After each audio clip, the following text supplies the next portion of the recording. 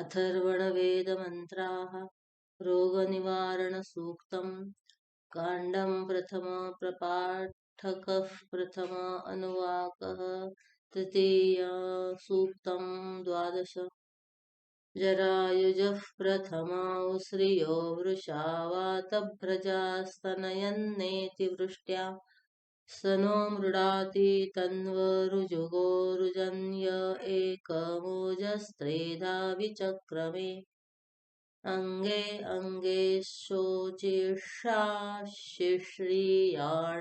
नमस्यन्तस्त्वा हविषा विधेम अङ्गान् समङ्कान् हविषा विधेम यो अग्रभीत् पर्वास्याग्रभीता मुञ्चषि शीर्षक्त्या उतकास एनं परुष्परुराविवेशायो अस्य यो अभ्रजा वातजायश्च शुष्मो वनस्पतीन् सचतां पर्वतांश्च शम्मे परस्मै गात्राय शमस्त्ववराय मे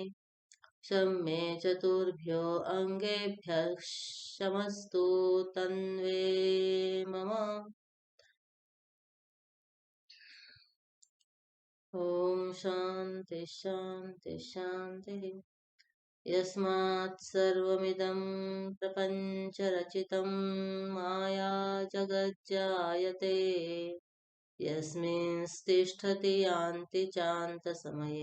याति चान्तसमये कल्पानुकल्पे पुनः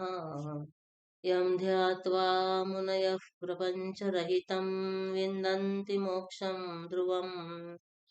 तं वन्दे पुरुषोत्तमाख्यममलं